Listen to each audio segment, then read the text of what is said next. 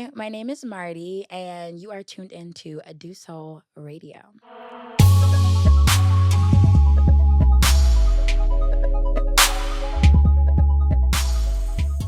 Peace, peace. Hey, What's up, y'all? It's Ariam, and Yodit. and you're tuned in to deuxsol radio. That's right, your favorite twins are back talking all things music and culture. Because 2 takes are better than 1, but twin takes are even better. And we're back with another episode. We have a special guest in the studio. Sure do. We have singer-songwriter Marti in the building.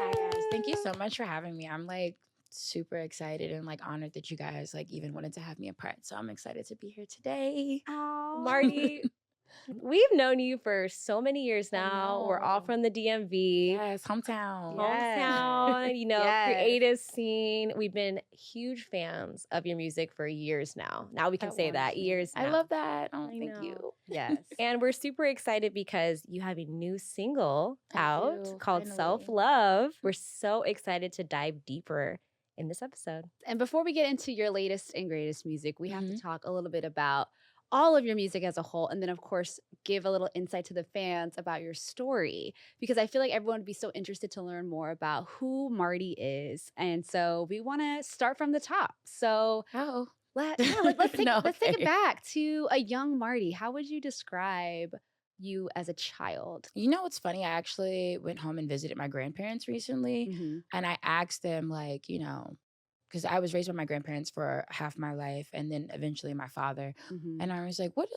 are things about myself that you remember as a kid that are still very true to this day? Mhm. And so I'm a yapper. I was a very talkative kid. I got in trouble all the time in school for talking.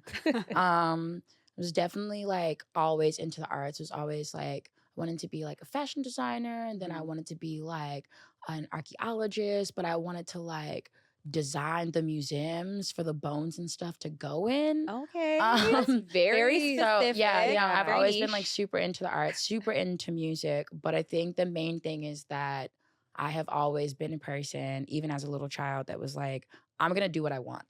You can tell me no. That idea is nice. I didn't ask for permission.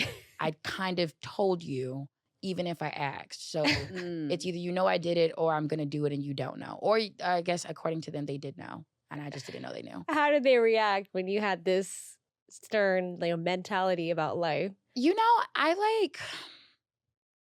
They really let me explore to an Mhm. extent. I was raised Jehovah's Witness for a bit, with my grandmother's Jehovah's Witness and my grandfather isn't. So I had a weird family dynamic in that space.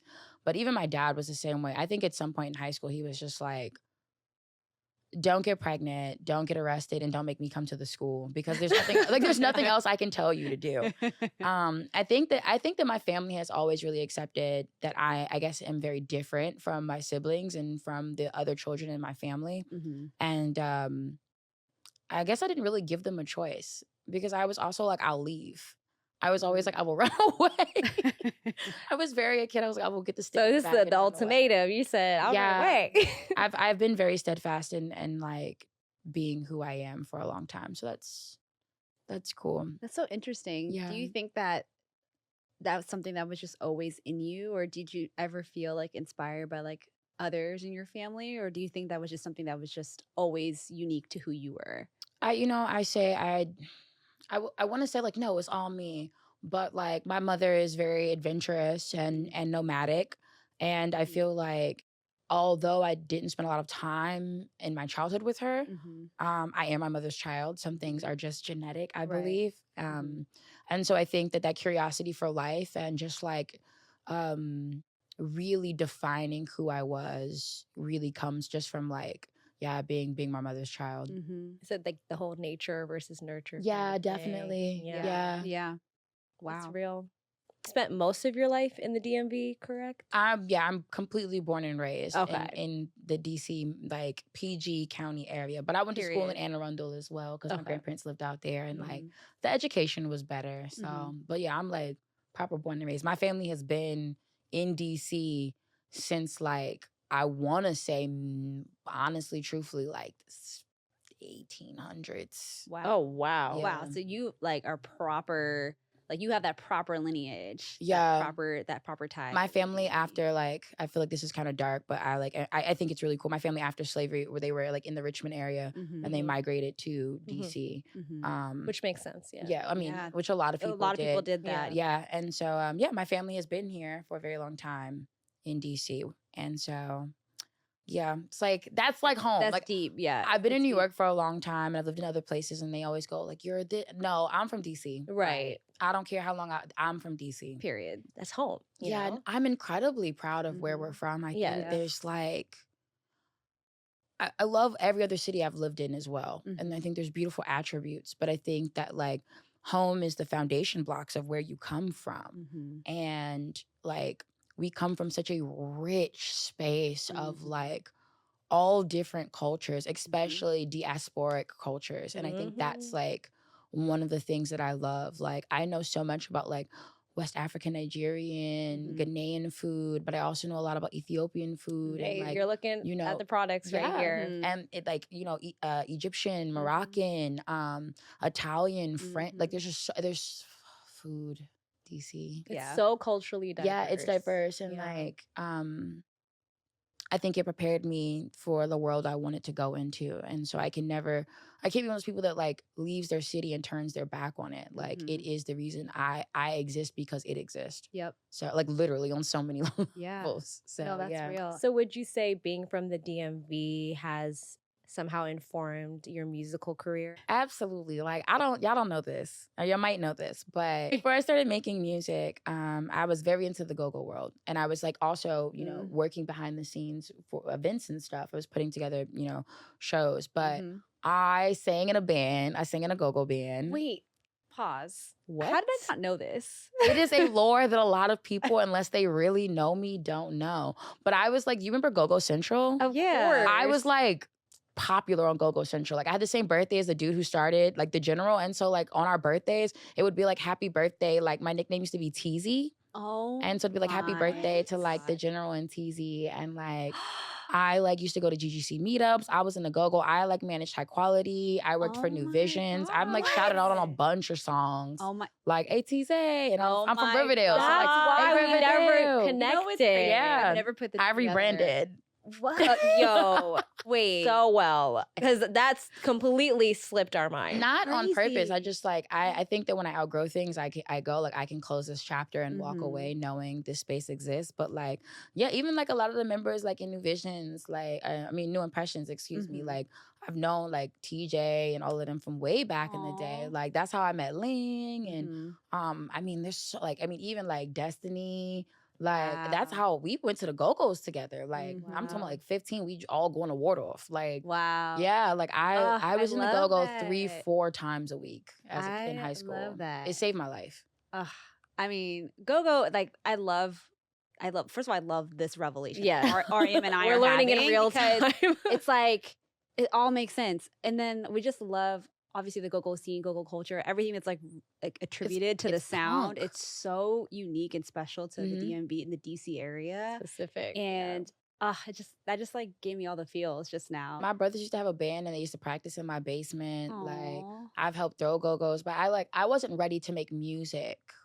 At the time I was very shy about like being in the spotlight. I still like didn't have it's so weird because I definitely was like a very like, you gonna see me, I'm outside. But like I was also very like, you want me to tell you and show you the things that I like? Yeah. Child, no. Yeah. But Why do you think that is? I grew up Jehovah's Witness. Mm. And you can't really you don't really have the spotlight on you in that space. I also was an only child in my grandmother's house. And then like a middle child in my father's home. So it was very like I didn't really ever have attention on me, and I never was really pushed to like be in the spotlight. So I didn't really know how to do it. And I think that was a thing. But, fear is just a temporary feeling. So like whatever. So when did you realize that you could make that transition? Oh, not till like 2015. Oh, wow. That's Yeah. recent. What was that moment for you? What was that aha moment for you when you're like, I can do this? This story is so ridiculous. So I've been writing music since 4th grade. I've Mhm. always written music, written poetry, all the things. And like, I've always wanted to. But I was always like, I don't think I can sing. And those who can't, they say, those who can't teach. So I did events. And I think that when I started emceeing and like having to have that confidence of like, what's up and getting the crowd hype, I realized that like I had an energy, a persona that I could like pull from. And I met a lot of friends, a lot of like rap and music homies and, musicians and whatnot. And we were snowed in my apartment in East New York at the time. And this is like early 2015 or like late 2014, early 2015. And I'm with a couple of homies that are like really big now. And I'm like, tell them I want to sing. And I wrote this song and I sang it to them.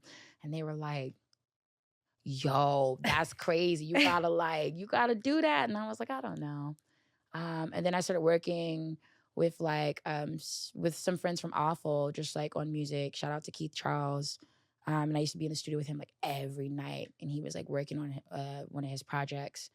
And yeah, eventually he like got me to record, and then I was like, I wanted to make music. No one in New York, because I was modeling and making music, like was like, stick to the things you know. And I was like, then I'm gonna leave. And so then I went to LA. I mean, when I left DC in the very beginning, my old boss, I used to work at a skate art shop that I'm sure we all know about on Georgia Avenue. And the owner there told me, why go be a little fish in a big pond? You could be a big fish in a little pond. And I was like, because I know how to swim. Like, I don't care about like, why would I want to stay somewhere where I can't grow? Like a big fish in a little pond is cramped and tired. That's and terrible lazy. advice. Yeah, no, it's terrible advice. But like hater advice. That's just some DC old head advice. Like they really be like, why can't you just stay here and do it? And it's like, because I literally can't. And I don't want to. Bye. But yeah, I decided to leave. I was like, I will just leave. In the middle of South by Southwest, I decided to get on a train and go to LA.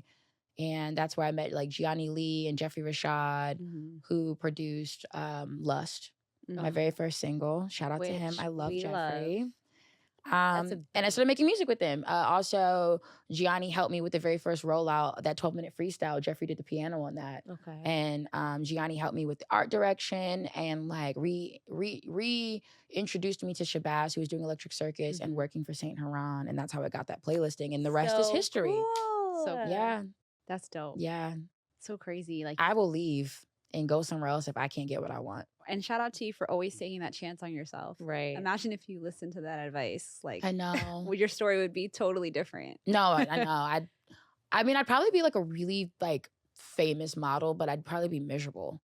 Not even probably, I'd be so miserable. But I feel like you can do so many things at the same time. I don't think you just had to stick to but I would career route. But I would have. I could see myself potentially maybe like going like, well, this is all I'm good for. Let me like. But you had good people in your life that encouraged you and supported you. Yes. Shout out to community. Community is so important. I like half the things I've been able to do is because I have friends. Yeah. Yeah. No, I mean, I have friends. Yeah. And then it's like in combination with the spirit of your inner child that you've just described, right? Yeah. That rambunctious, she's very, that experimental, that, boundless child of like always continually creating and imagining and reinventing. Like, I think that was just like both of those elements like served you well to get to this point. So I think that's really I'm also to hear. Really petty. And when people tell me, no, like my thing is like when people hurt my feelings or tell me I can't do something, I'm never going to be like, or like, I'm not, how am I going to plot my revenge? I'm like,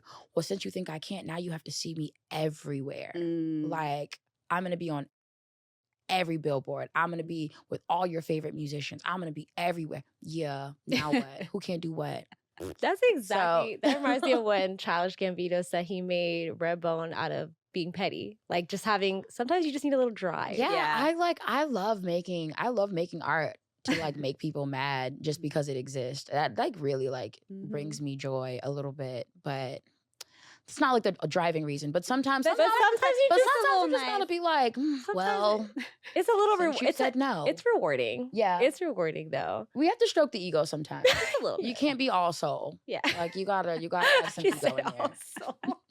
No, for real. You Just a can't. little balance. A little Yeah. duality. Yeah. It's human. It's human. So we are in love with your sound, but we did want to know if you had any specific musical influences growing up. Absolutely.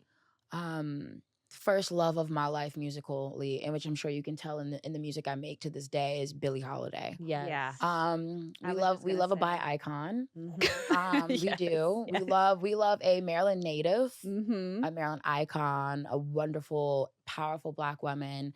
I think her music is also very sad, Mm-hmm. and you can hear the pain. And I feel like I used to make art to like channel a lot of emotions. So I like love her. Yeah. Of course, Amy. I Mhm. think like Kate Nash, Mhm. Funkadelic. I hear all of that. Yeah. actually, in music. I also really, really love like Led Zeppelin and a lot of like punk music. I listen to a lot of classic punk, like X-Ray Specs and Susie and the Banshees. Then also like NERD, like Fly or Die is one of my favorite albums of all I time. can hear that too. Most Def Black on Both Sides. Erykah Badu, of course. course. She's my absolute favorite artist. I've seen her more live than any other person. She's amazing every time. Yeah, every time. And Yeah. and her personality is just just one of one. Yeah. and I like the way that she's so vulnerable and cryptic at the same time. It's like Yeah. there's such a skill to that in writing. Yeah. Where like some songs I've listened to since I was a little kid, where I've listened to them now as an adult, and I'm like, Yeah. The layers. oh, my chest, the feelings. I'm a huge music fan. I listen to a little bit of everything, Mhm. honestly. Like, I mean, and it's so interesting that you've obviously just described a range of sounds. You can hear bits of that and pieces of that sonically, the textures, like your vocal range, like it's all there. I'm really thankful to have a wonderful selection of musical artists. Like, being raised Jehovah's Witness, I couldn't listen to a lot of secular stuff, but Mhm. like, I snuck, and my mom and dad would like sneak me things. Shout So out how to old were you Longmire. when you started to listen to music outside of I mean, house? my very first album I ever bought, it was actually a cassette from FYE, Mm-hmm. Sam Goody. I'm lying. It was from Sam Goody. And it was Britney Spears, Oops, I Did It Again. Oh, whoa. And I Yes. had to be Took a leap. Yeah, I mean, I'm about in. to show my age, but it was a cassette because the CD was too expensive, Mhm. and I had to have maybe been in like first grade, Mhm. second grade. So yeah, I had to be in like first grade, and I played the Yeah. cassette so much the tape broke, and I got in trouble for it. And I was like, I didn't do it. The alarm radio cassette clock player combo did it. The combo. Oh my God, you just took me back. But I had to sneak a lot of music. Mhm. So I remember like I had like 3LW, and I had Solange's like very first like little demo CD. Oh my God, yeah. And like, Aaliyah when she passed the double disc and things. Like I was Mhm. and I used to steal CDs from the library. I'm so sorry to Monroe County public libraries. It was for a greater cause. yeah. But like I stole Erykah Badu's Mama's Gun, and I stole Kanye West like Late Registration, or no, College Dropout. So Shh, not so much. I mean, it was a very long time ago. Like at this point, prove it. You gotta prove it.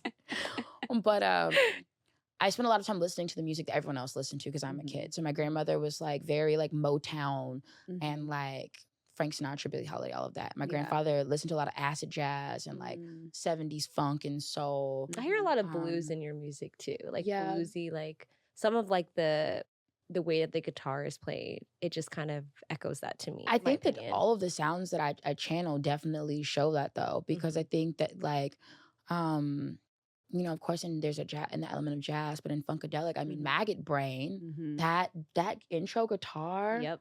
solo Crazy. is like, it gives me goosebumps thinking about it. Even Mandrill, like, which is another amazing funk group, very like blues is an element I think of any diasporic sound. Yep. Because I feel like it has our ancestors literally in the sonic space. And so I think any music I'm attracted to or make is gonna have that element, no matter like what I'm being inspired by at the moment. Right. That's beautiful. Sometimes it makes me mad because I be wanting to make real like sexy stuff and like What? You can. Lust is pretty very sexy. sexy. That is the only sexy song I have ever made. And you ate. And I made that in 2015. It didn't come out until 2020. I made that in 2015. That was one of the first songs I've ever made. Ever? Ever. Ever. One of the first songs I have ever made. Oh, wow. Like incomplete. Yeah. First songs I ever made. I would never thought. And Mothers and Fathers. I made both of those in 2015. Wow. Love Mothers and Fathers. Thank We'll you. get into that Okay. later in the chat. But yes, I love that song too. So a big part of your sound is, of course, your voice. And that's one of our favorite things about your music. Oh. It's actually its own instrument. The texture is so unique and distinct. If I hear a song, I can tell that's Marti. Oh. So how do you make music that lends to your voice specifically? It's trial and error. There's a lot of trial and error. I think I also like sometimes will write songs and realize halfway through that like I'm not writing this for me, but I'll still like do the demo and hopefully like one day I can shop it to someone else. But I think like just really trial and error and like being really intentional about how I create my music. So that I can like make sure the sounds make sense. Like I do everything in person. Like everything gets written and produced at the same time. Okay. And like it's really intentional because that way like while we're producing I can like be like, well, I want it to sound like this and I want to move like that. And sometimes it's hard to do that when you're sending things back and forth or like recording in your room, which I like nothing against people that do that. No, I think it makes a huge difference because you're like communicating how you're feeling or your thoughts in real time. And sometimes it's like, maybe it's you, explaining the sound like step by step to someone right here who can understand it versus like sending it back, hoping they understand what you mean and going back and forth. Also, I can only imagine like those intangible moments of confirmation that you have in that in-person collaboration, like in the space of just like being in the room with other collaborators and just having that feeling that you could only experience in the moment. No, exactly. I actually don't work with a lot of people. Okay. I'm like at a time, like I can't have a session with like 6 people in here. Like 3 people max, and like 2 of y'all got to be doing something. Like no, I'm like I feel like it's just like I can't. I like music is like alchemy. It's like it's spiritual. It's witchcraft. Like it is those things. It's so like. How you make it is just important about as what you're saying because like energy travels. And so like if somebody is in here kind of thrown off my groove or like not really contributing to space, I can't really like be vulnerable as I'd like to be. So a lot of times a lot of the music I've made, the bones of the music has been just me and the producer who like all of my producers are also multi-instrumentalists. And so like and then we'll like discuss like bringing other people in. Like we should get a sax on this. Or like, I've got a homie that like does this. Or like, have you thought about like maybe we should get like these type of drums? But I don't really know how to play those. And it's like, oh, I know a friend. Or like I've got this friend that does this. Or like even like getting someone to like put violin on music. There's a lot of stringed instruments in the new stuff. So like, yeah, I'm like that's the only way I know how to like make sure that my voice is being taken care of because it is very different and not everybody, I learned this very early, not everybody is going to know what to do with it. And so I have to know how to delegate the energy of what to do with it. Off camera, you mentioned that you've lived on and off in the city for about 15 years. So I was going to ask you, like, how has the city influenced your songwriting and your music creation? I mean, like obviously it does. I've never really thought about it super hard. But I think that it just really gives me inspiration. I feel like in New York City is like the playground where I like date. This is where I date. This is where I look at art. This is where I go to shows. This is where I meet other musicians and we usually end up making art other places. And so I think that New York, in a sense, gives me the lived experiences to be able to write. Not saying that other places don't, because they absolutely do, but I have spent so much of my life here. Like in my adult life. Things happen in your life. You experience life to inspire the music. Exactly. Yeah. Exactly. Well, that's cool. Yeah. I love New York though. I wish it wasn't as expensive, but like she's a cute girl. Yeah. She's cute. A cute high maintenance girl. Yeah. She's cute. It's full of amazing, talented people. fashion, music, art. You're going to get an abundance of that in this city. Maybe here I will be a studio musician again, where I'm like in other people's sessions making art with them, but maybe not my own yet. But I'm open. This is a perfect segue because not only are you making your own music, but you've contributed to other artists' songs, including IDK's Drugstore, which is produced by Kaytranada. Yeah. Whoa. Yeah, no, what a flex. How did that opportunity come about? That's amazing. Okay, so boom. I'm in DC. It's during the pandemic, and I'm at home. I'm living in Southwest, and I'm just chilling. I'm just at the crib with my god sibling, who also makes music, and we're actually like jamming, working on something for them. And I get a text from Mother Marigold. I don't know if you guys know who that is, but she just did a exhibit in DC at what is that gallery called? Which one? It's like downtown. They have like a couple stores, but like they do the rotating artists on O Street. Oh, is it like a townhouse kind of? Transfer, what is it? No, I can't remember the name. No, it's like, watch, we're gonna be. I know the gallery on O Street, but isn't it like or like Oakey Street or something? No, like I think it's O Street. I know you're talking gallery about storefront. It's like downtown. Yeah, no, that but sounds it used really to be familiar. somewhere else. I think we've been there before you. But Aton just had his art show there as well.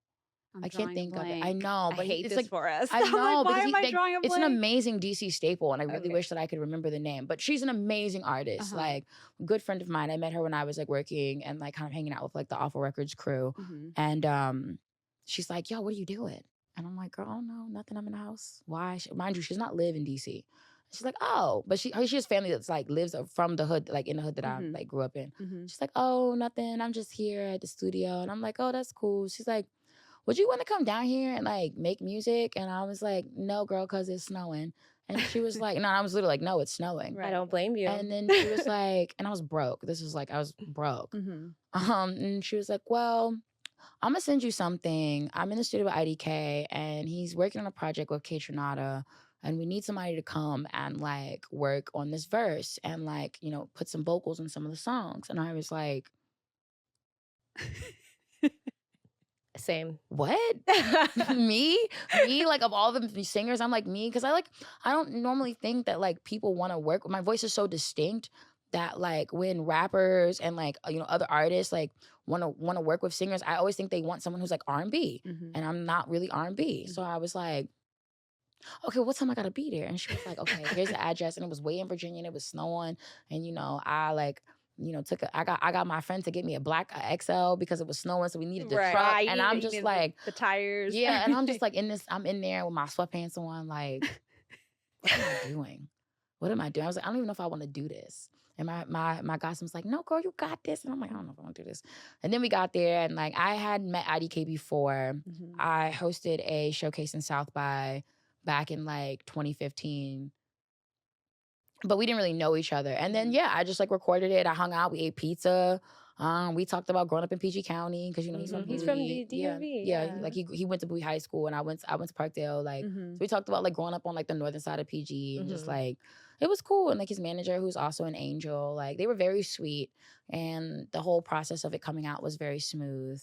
And it's like not my first songwriting credit, but it's like the first one where I was like, "Yo, this is me." And I wrote and produced it. I kicked them all out the room, and they were like, "What?" And I was like, "Yeah, I can't be in here," because I was very shy still. Right. So yeah, that's how that came to be. First of all, that's so cool.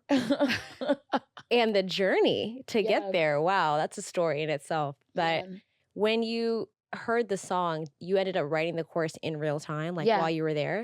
Oh, wow. What was that feeling like? Because obviously there's a time crunch, right? I mean, no, not really. It was like in this dude's house. This house was so nice, and the studio was so nice. And even like catching up with Mary she's. Kismet sister, definitely one of my soulmates in this life. I love her to death. Thank her so much for this alley-oop. Right. Shout out to her. But she's actually the one that's going the nah, nah, nah, nah, nah. That's her. Oh, yeah, that's not me. That's her. Okay. And so I wrote two. I wrote these two different versions, and then we recorded both, and then he picked which one he liked, and then he hadn't recorded any verses yet. So you recorded your pieces before he had even?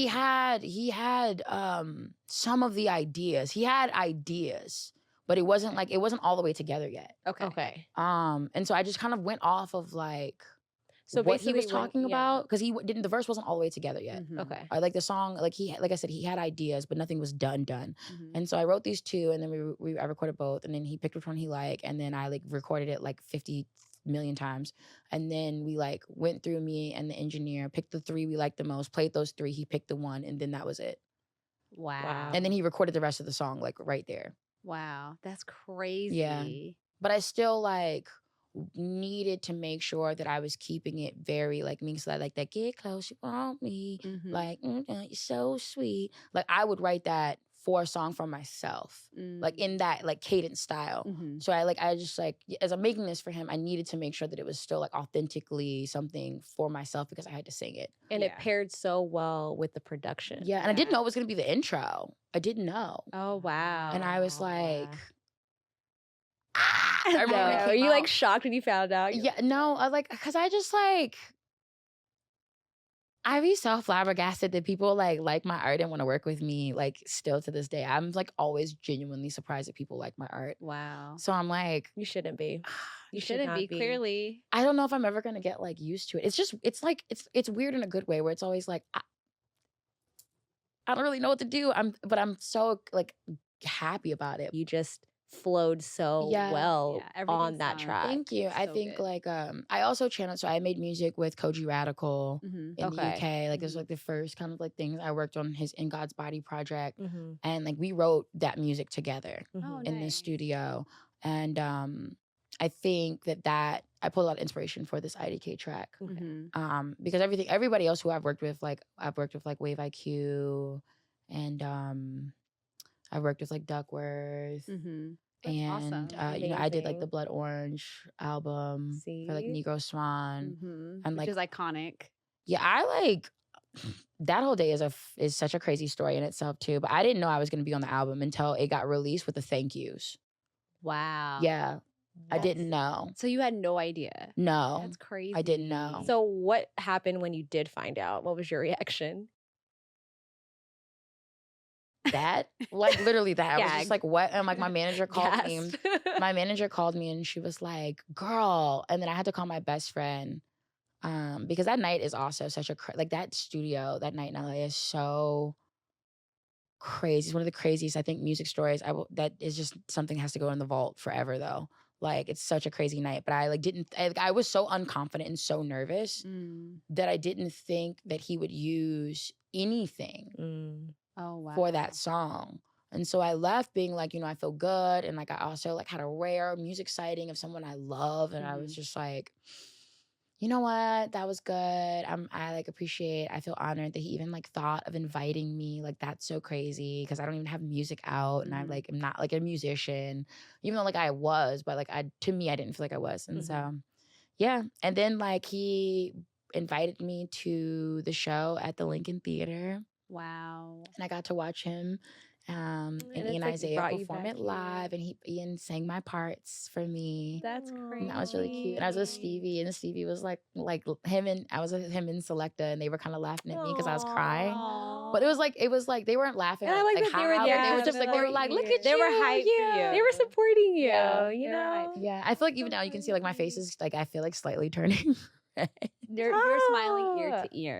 It's beautiful. You should be very proud of yourself. I'm just thankful to contribute to people's. I just love art, and I'm just thankful that people like I said before, like thought of me enough in that regard to like be a part of something that's so special to them. Yeah, that's like so like it's such an honor. I know we've been talking a lot about your music and the process of making it, but we just want to talk about some songs in your catalog and like have you deep dive and share a little bit of insight on some of our favorite songs. I know we talked about Mothers and Fathers earlier. Yes. That's probably one of my favorite songs. I think that's a favorite for everyone. It's my most streamed song. It's beautiful, truly, honestly. And I think both sonically and lyrically, and it feels like this tribute to like the beauty and pain of life and navigating life and love. But I want you to kind of speak a little bit on the inspiration behind the song, because I feel like there's so many layers there. I was watching Rain there's a TV show called Rain. So I also like watch a lot of weird stuff. Well, I guess it's not weird because it's on TV. But I mean, there's some weird stuff on TV. Yeah, touche. But I watch a lot of stuff about like medieval-esque era. I'm very obsessed with the monarchy. Not like in a like I love the government, but in a like that's so crazy. People lived like that. But it was just like the thought, just to like make it like pretty simple. If you were a noble woman and a duchess and you met a cook, you couldn't be together. So you had to have this like secret kind of forbidden stolen kiss here, you know, a night here. And I just thought about like how that also kind of like reflected in my own queerness when I was like very young. And just like how sometimes just because you love people like doesn't mean that you get to be with them. And that's kind of sad. Oh my God. Like it's so sad. But the beautiful thing about it is that no matter what, that love can be there. And so that's what I wrote it about, kind of like about being queer and like my first kind of like queer interactions and not really knowing how to navigate that. And then also about this TV show and about people just being in like this caste system and not being able to like love who they love just because of like a title. Wow. Well, thank you for sharing, first of all. And I think like the song, like I mentioned, like so beautiful. And you can tell it's coming from like a deeper place. But it's just so interesting to hear like what inspired it and the context behind it.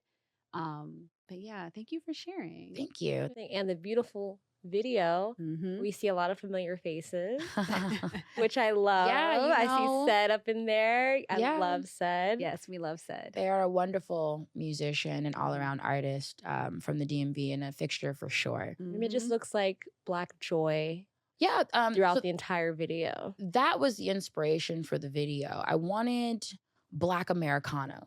I wanted a coming of age idea. We have the movies like American Pie and, you know, all the like 90s teen movies. And it's like coming of age. And you never see us. Right? That's true. And I mean, like we've started to have like, you know, like Moonlight and, you know, even I think specifically the Black teen experience. Right. You don't get a lot, but like we're starting to have them, but like there is no like like true Americana, take a road trip, crazy things happen, kooky, silly, fun time, you know, like, and at the end of it, you know, someone's going away to college and, you know, in credits, like it's just like real, like Americana. And so I wanted to like capture that. And that's why like in the end scenes, everyone kind of disappears one by one. And then I'm like leaving to start a new chapter. We had this wonderful summer full of like, you know, very childlike wonder. And now it's over. And like playing with, like doing the hula hoops together. You know, that to me just reminds me of childhood. Like, and we shot that all in Maryland. Okay, we shot that all in Maryland. And then the house scenes were shot uptown on Georgia Ave. Stop. But yeah, it was all shot in the DMV area. Like even the makeup scene, like there's just so many like moments that just are so pure and like real, and you feel like you're just in the room with you all. Like I feel like everything was like shot and captured with that level of intention. And I think and that was the thing too. I shoot a lot with my camcorder. I've like been doing that for a very long time. But it's the idea of like analog-esque spaces kind of create this vulnerability. Yes. For us to like express in a very free way. And so I wanted to capture that kind of space between like that, you know, the high end like scenes and capturing that, but also this kind of like POV, very just like natural in the moment. And none of that was scripted. Like we had an itinerary and we had things that we wanted to capture, but like none of us were like acting. We all were like just like also hanging out. Like my very best friend, he's in there. We've been best friends since I was 14. Alim Worldwide is in there. And I feel like when you are friends, it's natural. Well, it's a beautiful visual paired with a beautiful song. Another song that we also really love is Easy. And this one pulls at your heartstrings. So from the lyrics alone, we can gather that it's foreshadowing the end of a relationship. I wanted to know, how true is that song? Is that, you know, stemming from a personal experience of yours? Oh, yes. But I was the one to actually break up with this person. Really? But I mean, like, very love of my life. First one, adult one.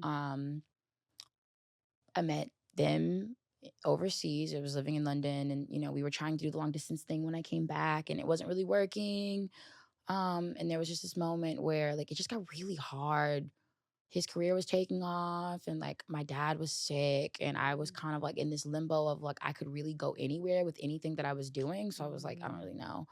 And we got into an argument, and I was like, do you want to be with me, yes or no? And he was like, I can, but it's not that easy. He was like, I don't know. I can't answer it. It's not that easy. And I was like, if you can't say yes, then the answer is no. And so because he said it wasn't easy, I went and wrote this song. Wow. And so, yeah, I just was like, yeah, we're done. That song is so emotional. Yeah. The way that you're emoting as you're singing, even the word easy, it's like, you just feel for you. I know. I Yeah, wanted it's that definitely very so raw. bad. It feels so raw and it feels relatable. I mean, breakups are so hard no matter if you are breaking up with them or you're being broken up with. It's a tough place to be a part of, Yeah. Especially when it's like, I think that a lot of relationships before, that's why I say this is like definitely like a love of my life. Not like the, but like a. But no one cheated. No one did anything like horrible. It was just not easy. It just wasn't easy. And sometimes like if it's not easy, like you just can't do it. It does like love has to be easy sometimes. And when it stops being easy at all, like it has to be done. And like that is like such a sucky realization to come to. But I've learned so much from that space. I have this beautiful song. And like I was crying in the studio when I made it. Was it a Like- cathartic experience?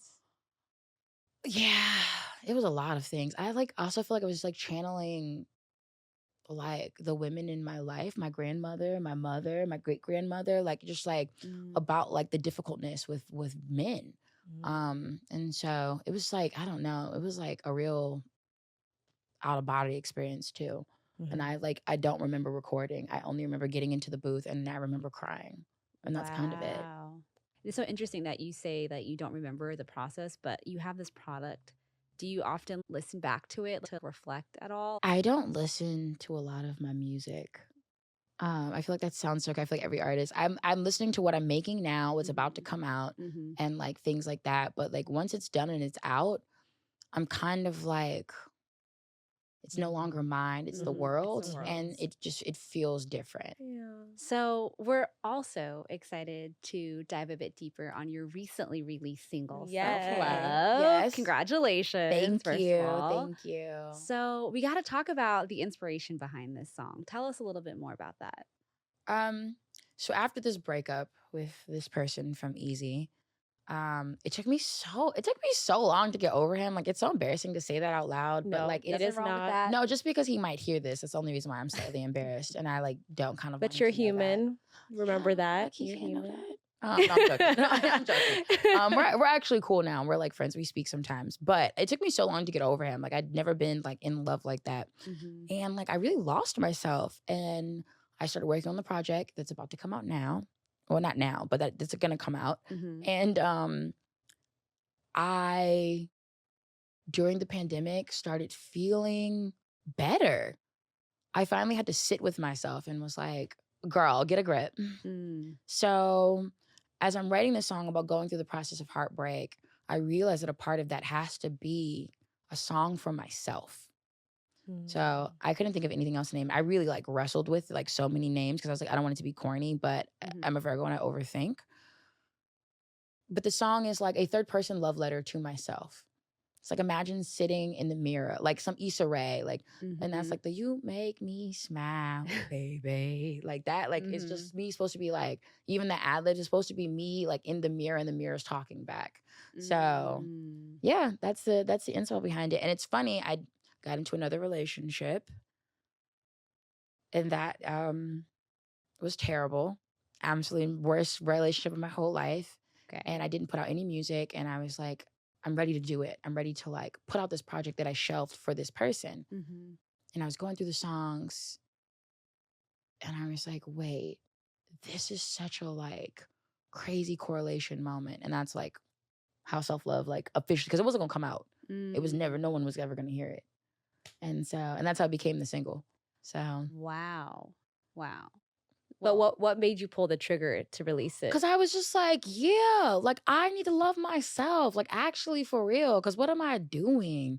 What am I doing in like these relationships where I'm losing myself? Like, no, no more. Like this is the affirmation. This is how I'm putting myself back out as an artist. I am affirming this not to myself, but I'm also like I'm affirming this to the world that like it is me first. So We all could use that. Yeah. yeah. It's like I have this like I belong to myself tattooed on my neck. And so it's like I need to like Practice. remember that. Yeah. So this song When I was listening to it, I was feeling inspired. I was like, you know what? Like this is a word. Like everything that you're singing about feels like an articulation of what that process should look like for all of us.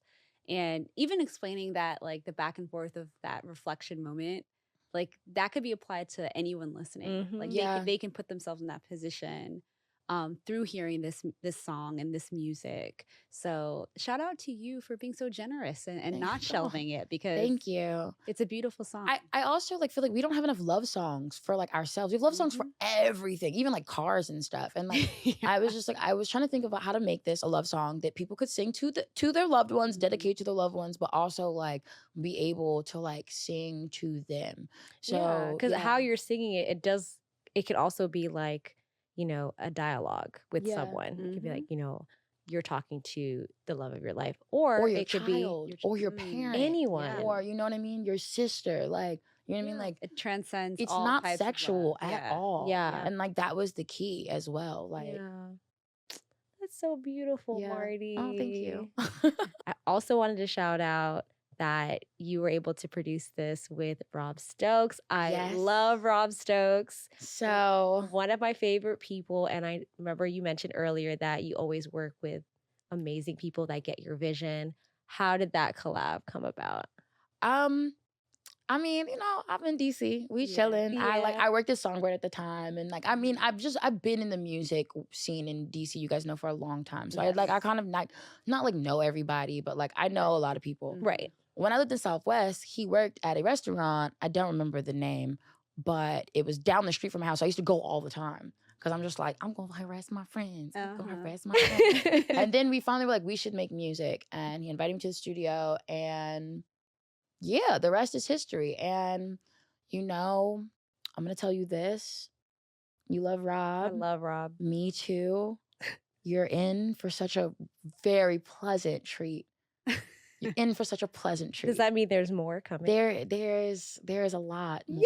Yes. I'm like, actually, I have to like tell y'all this. I have to tell somebody because I'm actually really geek. I don't know if you guys knew, but Rob quit music. Really? Rob had quit music for a minute. And like kind of after we worked on this project, and I was like, dang, he's like my favorite producer of all time that. to work with. I love everyone I've made music with, but like we just get it. We just get it. It's like it's different. And Self-Love comes out, and you know, I'm still talking to him. You know, he's deleted all his socials. He's very much so like in an IRL person these days, which I love for him. Yeah.